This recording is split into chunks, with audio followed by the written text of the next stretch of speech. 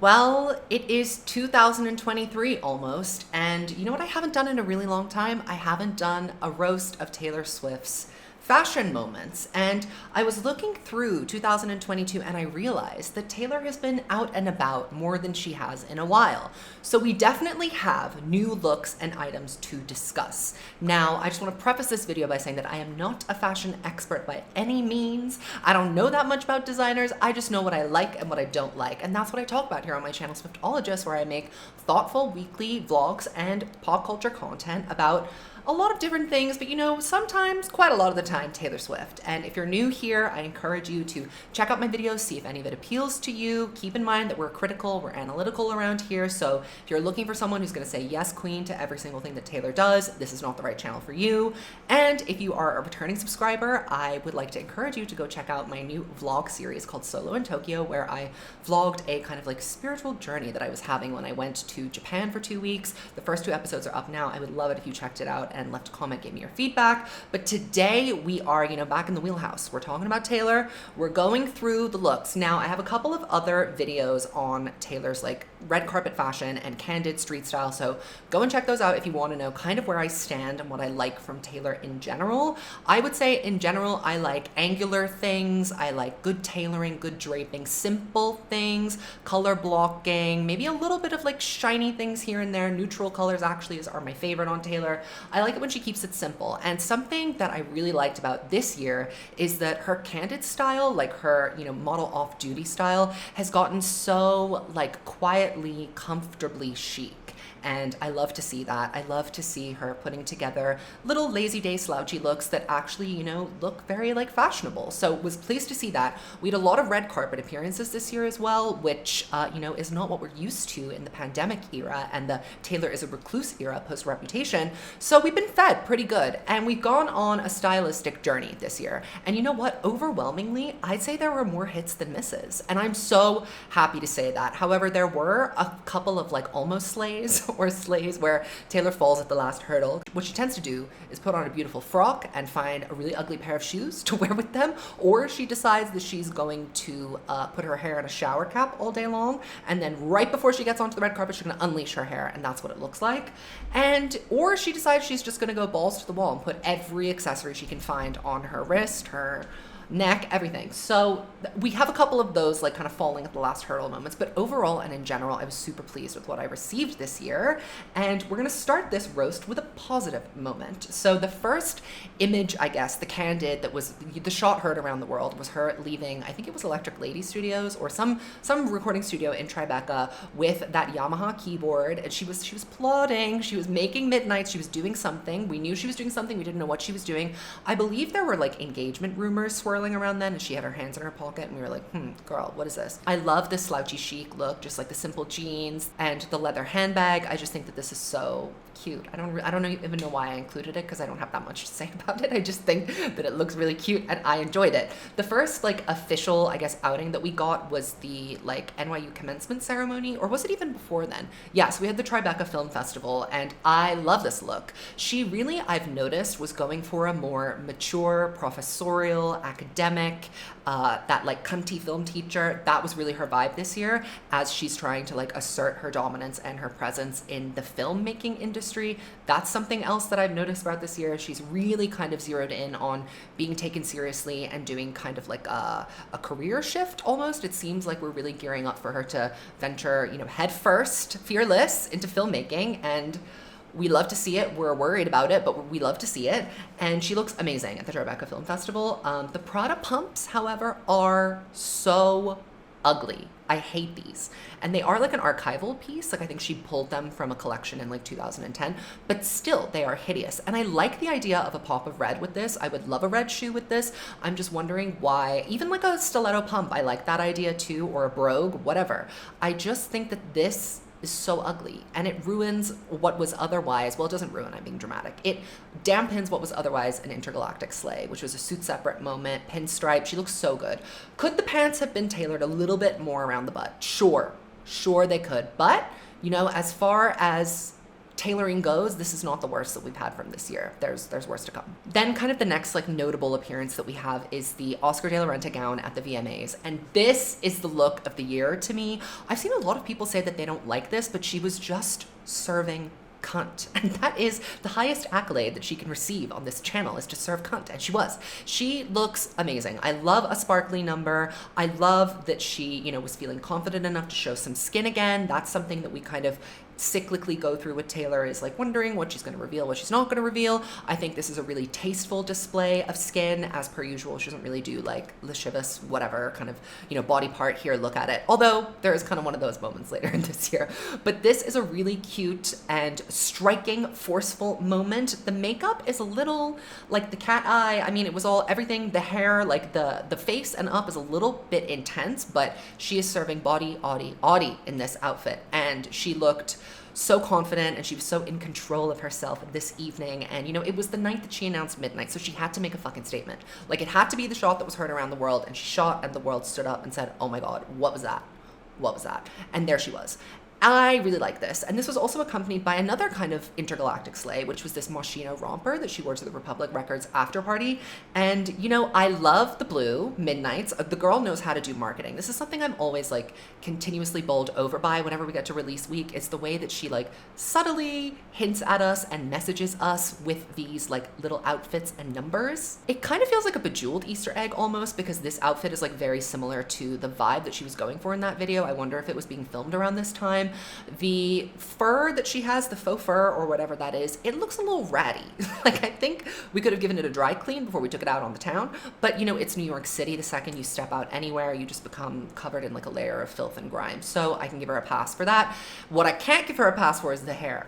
Girl, why? Why the shower cap? I get that her hair was in a bun the entire night, but like, you have millions of dollars. Why don't you have someone in your car with you giving your hair a blowout? Don't you have a Dyson ready on the go? Don't you have a power strip in your massive SUV that you can plug the Dyson into and just give it a once over? Like, does it need to be that it looks accidentally crimped because it's been up for so many hours? I don't think so. And it's not like she wasn't expecting to get photographed. Like, who wears that out of the house, not expecting to have their picture taken? I really liked the shoe here as well. Lots of chunky heels throughout this year, I've noticed. Platform chunky heels. She really was leaning into I'm a giraffe, which is something that she has strayed away from, I guess, in recent years, but she's back on full giraffe moment, and it's because she wants to own the world, and who can begrudge her that? Then we have the Toronto Film Festival Louis Vuitton custom gown. This is gorgeous. From like boob up, I'm obsessed. Like, I love the halter, I love the intricate detailing of it, I really like the hair, how it's down but like off her shoulders.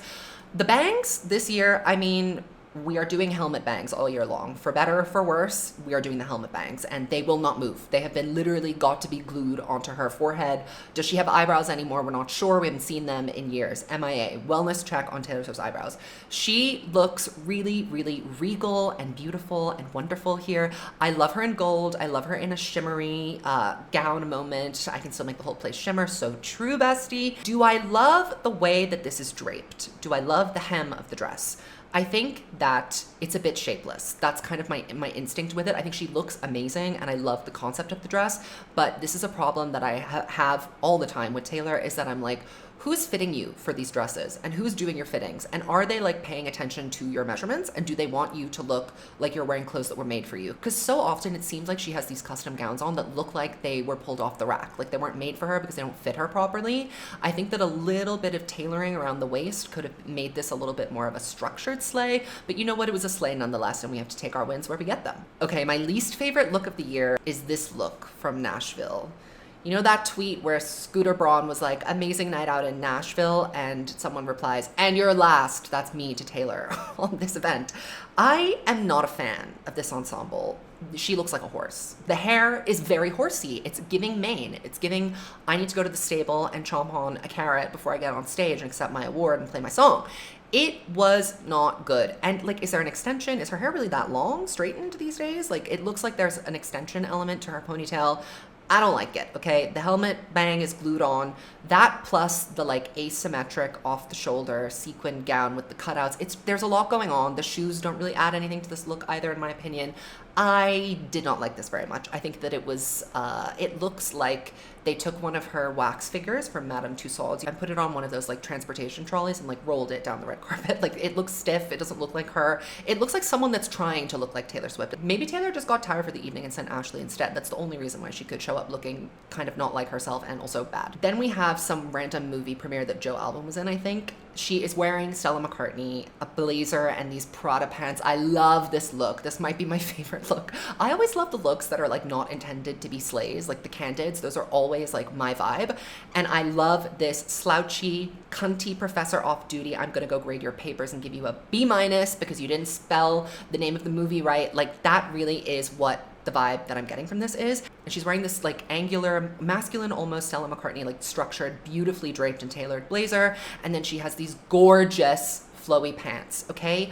I love that she's playing with the textures. They look kind of like silky or satin or whatever it is. I love the textures. I love the difference in the rigidity of the fabric, and I love the shoes, and I love the bag, and it is all just working together in the most pleasing way to me. These Prada loafers, she's wearing a lot of Prada shoes this year, and you know what? I really agree and like the vibe that she's going for with that kind of like utilitarian, very cool, very like Berlin almost kind of style. Okay, again, another like model off-duty look that I'm completely obsessed with. Out and About with Joe Alwyn. I think this was right before Midnights came out, like mere days before. She's wearing the most gorgeous slouchy sweater and a plaid mini skirt and black tights, and the one that I referenced before was like NYU tenured professor who had like one really good feature film to their name and kind of faded off into obscurity. This is giving like film student top of her class, like wealthy parents, will never have to work a day in her life so she can devote her entire time and energy into making a weird family drama piece that is about like strained, tense relationships between an artistic family. Like that's really the vibe that I'm getting from this, and I love to see it. And also like I feel like finally after the pandemic she's found a cozy girl vibe that does not also give like sloppy girl or lazy girl or depressed girl. It's like it's cozy girl, but it's still chic, it's still fashionable. This is another look that I really hated from this year that everybody seemed to love, but I just think that it's so unflattering and like just doesn't look good at all. She's wearing Dorothea Schumacher, I want to say is her name. A statement jacket, a statement top, and a statement pant. That's literally what the pieces are called, okay? Statement top, statement jacket, statement pant. You are supposed to wear one statement item, okay? And then everything else serves to complement or highlight that statement item. You cannot dress H2T in statement items. And I think that this print, this like, it's like a houndstooth, I guess. I really hate this. I hate it. I really don't like it. She looks like a floating head with teeny tiny little arms, like those little hands. I hate it. It just looks so buttoned up and severe, and it really is not indicative of the Midnights era at all. Like she's promoting Midnights here, and I'm just confused as to why like this on her like first, I think, and only American television outing to promote this album, she's wearing this. Like it just doesn't look good. You've been so like showing off your assets and your attributes for the last, I don't know, 3 or 4 months, and now you want to be buttoned up. Now you want to show up and look like you are 80 years old waiting for a root canal at the dentist. I don't like it.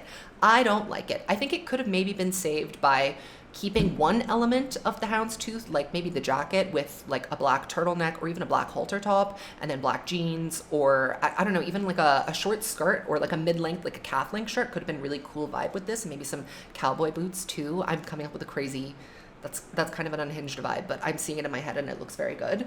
I just don't love this at all. I know everyone's gonna yell at me because everybody seems to love it, but are you guys just like hoodwinked by the fact that it matches? Like, is that what's pleasing to you? Graham Norton, David Coma. So she wears David Coma a lot in the back half of this year, specifically when she's in like the UK and Europe. She wears a lot of his stuff, and I don't mind this dress. It's cute.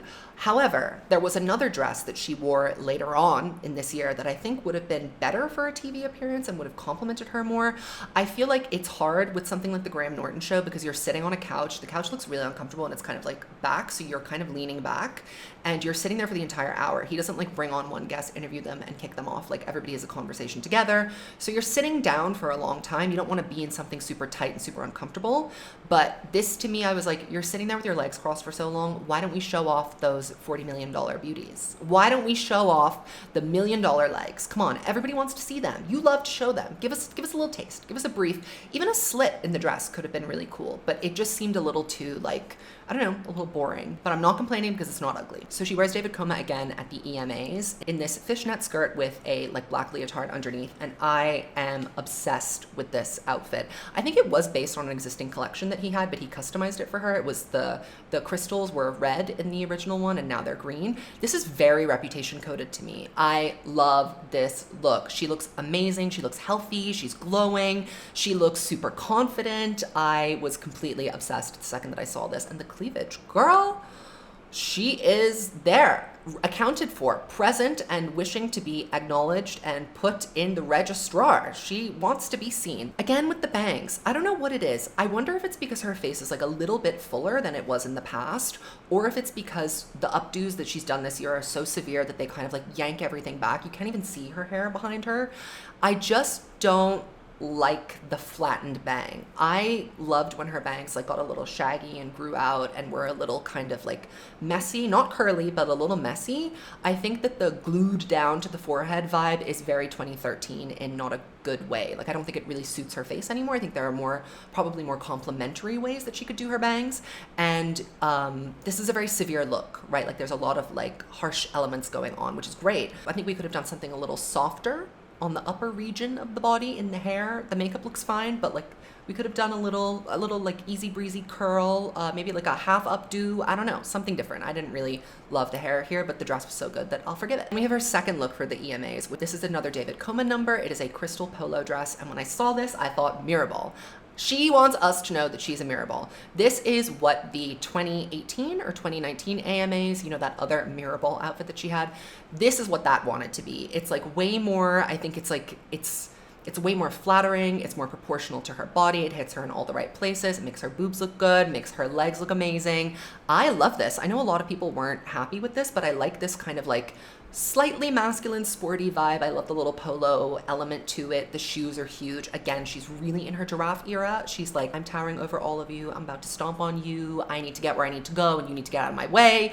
That is the vibe that I'm getting all year long. I think this dress would have been so cute for the Graham Norton show. Like, just imagine her sitting down with her legs crossed, chatting away, and we get like a really nice HQ up close version of all those embellishments and crystals. I thought it was beautiful. Very, very nice. And I think it was wasted being just like an audience dress. Like, it should have had a better moment, because I think that it looked really good. And then kind of wrapping up the year, we have the AMAs, the 2022 AMAs, and this jumpsuit, when I first saw it, I was gagged, because I'm always gagged whenever I see a new picture of Taylor, because I'm just so grateful that she went outside.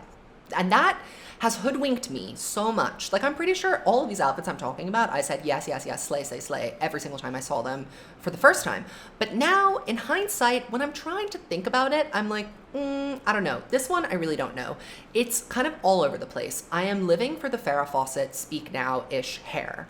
That 70s vibe that she's going for is very clear, even though she did not deliver with that sonically on Midnights. Hello, all that Easter egging for nothing. I like this look, I suppose. I just think it's ill-fitting. Like, the belt is hitting her in a weird, unflattering place. I think it could have been a little bit lower. It's definitely not flattering around her legs and her butt. Like, I just don't really understand the proportions of this. And I love the idea of a jumpsuit. I think she looks great in a jumpsuit, but this is just not the vibe. Again, from like collarbone up, everything is great, but everything down is like kind of a mess. And I wonder if this look would have been better with different hair. Like, I'm wondering if it's the hair that's working against it, but it just seems very discordant. Like, there's different elements that are not working together in this. And I'm always asking Taylor, what the fuck are you thinking? Because it seems as though, like, her sartorial identity, as I keep saying, the message that she delivers through clothes, she only really seems to be like consistent with it and on point with it when she's trying to sell something, when she's trying to market something. But I want to know, who are you? What do your clothes tell a story about who you are? And like, I feel like the cozy girl chic is saying so much more, that like sophisticated, relaxed, more like laid back look that she's doing in the off time, that presumably she's putting together herself with minimal intervention from a stylist. That to me is saying a lot more about who she is than what she's wearing in public, making these statements, you know, promoting records. This is not great. Like, and when she was standing with other people, I was like, your outfit looks cheap. And this happens a lot. I'm like, you have so much money, your clothes are really expensive. How do they end up looking like cheap or off the rack when you're wearing them. It's because they're not, like, in my opinion, tailored or draped correctly to fit her in a flattering or proportional way. I feel like sometimes she makes these decisions really last minute and she doesn't really care about it that much, which is fine, totally. But I don't know. For a big award show appearance, when you don't do that many of them anymore, we could maybe put a little bit more thought into it. I mean, look at the VMAs. Look at the VMAs. Look at the EMAs. I mean, I guess I can take one not slay. And it wasn't even that bad. Like, it wasn't hideous. It just was ill-fitting. So I'll forgive her that. And then the last look that we have for this year is the directors on directors look. I still haven't watched this yet. I'm going to have to react to it at some point. I just don't know when I'm going to get the time to sit around and actually watch it properly, react to it, and digest.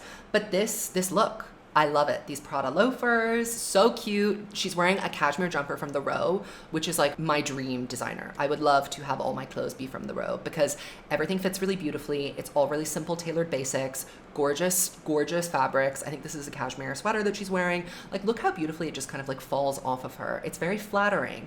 And I love the hair. I love that she's doing her, like, I think she's definitely leaning into the student vibe here as well because she's with, you know, an established director. But yeah, I'm just really digging this vibe and I can't wait to see more if we are privileged enough to get more candidates from her in 2023. My prediction style-wise is that we're going to continue with this like filmmaker, dark academia chic thing. I think that is the direction she's going in because she wants to communicate to us that she's switching lanes and that she's doing something that needs to be taken very seriously. So yeah, I mean, overall year in review, very pleased, positively surprised. What did you guys think? What was your favorite look? I was going to go through the Midnight's Mayhem with Me outfits, but like, they were literally for TikToks, so I don't have much to say about them. Some of them were okay, some of them were really ugly. That's how I feel. So let me know in the comments below what your favorite Taylor look of this year was, what your least favorite one was, and what you hope she's gonna start wearing next year, okay? And also don't forget to check out my Solo in Tokyo vlogs that are up and ready for you to view literally right now. Episode 1 and 2 are up, episode 3 will be up soon, and I will see you in my next video. Goodbye, Swifties.